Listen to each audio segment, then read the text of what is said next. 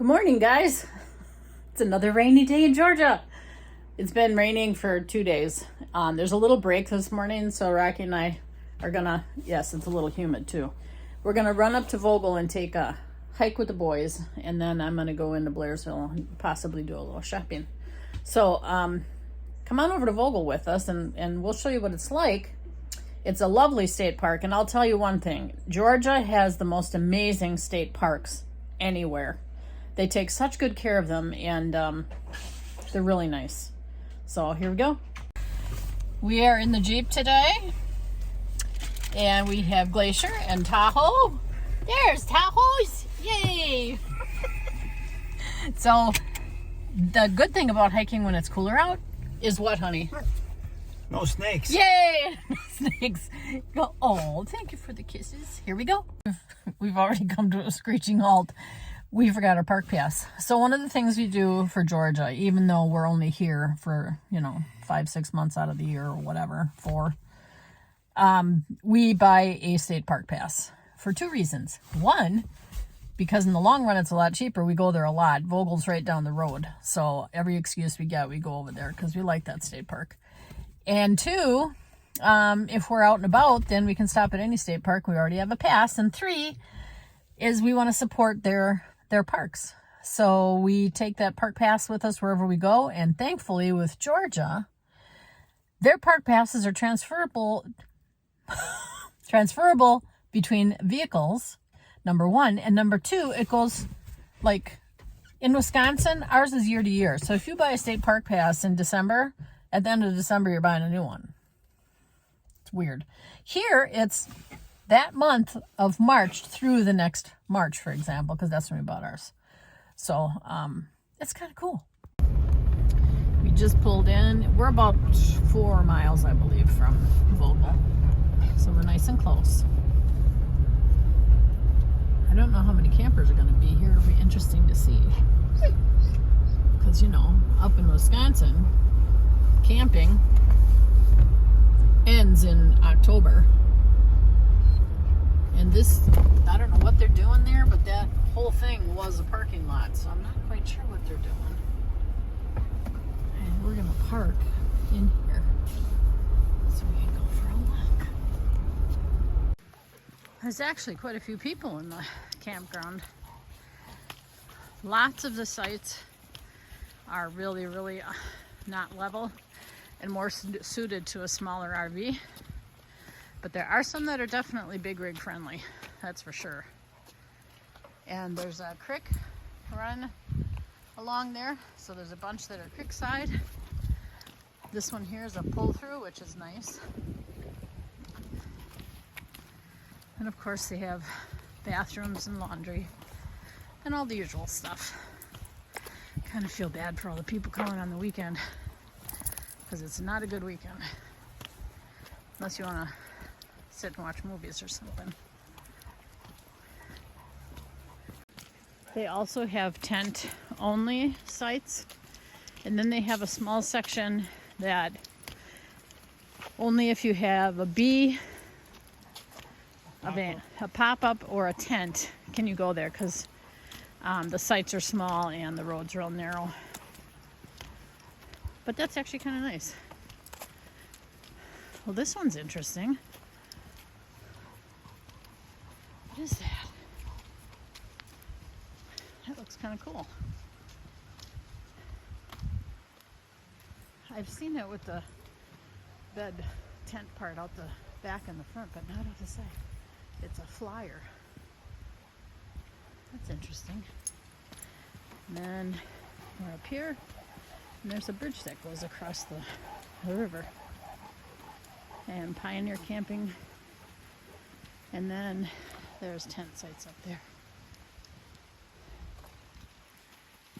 So we'll take you across the bridge.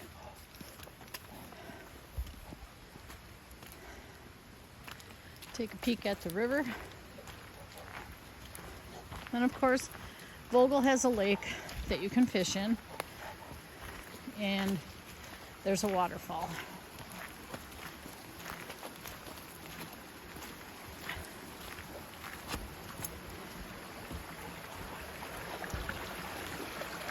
And it's beautiful. And Blairsville is only 10 miles away. Yeah, Blairsville's not too far. Yeah, and they've got everything that you need there. Walmart and Ingles. Although it's priced kind of high, so make sure you join the membership so you can get your savings. And we're done. The dogs are thoroughly dirty. We're thoroughly wet.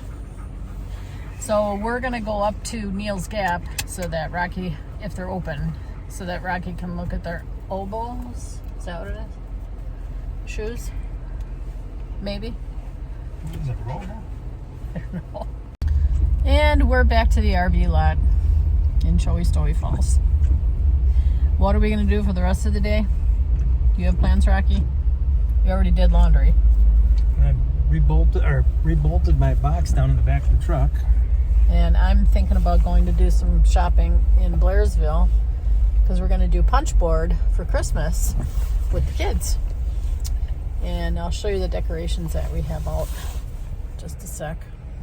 So I have my Christmas flag out and my bows and the candy cane sucker lights, and then I've got one that shines the sparklies on the tree back there, and then I've got these two lamp stands, and then we've got the wreath on the trailer. I had planned to do more, but it's been raining. So I'm going to talk about Vogel, guys, in case you ever want to come here. It's not too far away from our RV park, about four miles or so. It's one of George's, and I'm looking at notes, just so you know. One of Georgia's oldest and most beloved state parks. Vogel's located at the base of Blood Mountain in the Chattahoochee National Forest. You are only about 11 or 12 miles away from Blairsville, which is pretty handy if you need to go to Walmart or Home Depot, or what else is there? Ingles. Oh, Ingles to go grocery. Motorcycle shop. And a motorcycle shop if you need your oil changed or your bike serviced.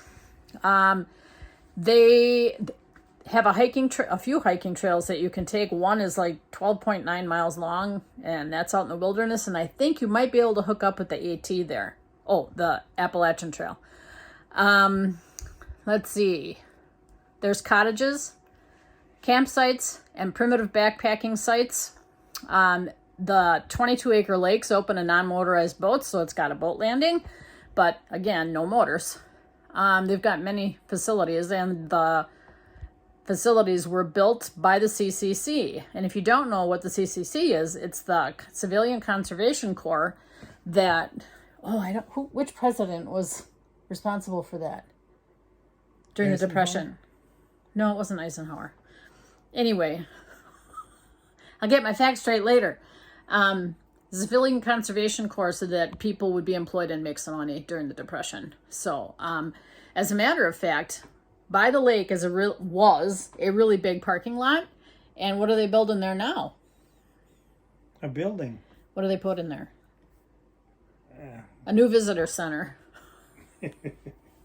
They're putting a new visitor center in there. So that's going to be pretty cool. And I don't know why, because their existing visitor center is really nice. Although, if that was built way back in the Depression, it probably needs some updating, I'm guessing. The cabins are really nice. They're fully stocked with like linens and washcloths and those kinds of things and sheets. There is a microwave in there. There's a fridge. The bedrooms, obviously. And then there's like a little seating area with a couch and things. And the prices for the cabins, there's 34 cottages here.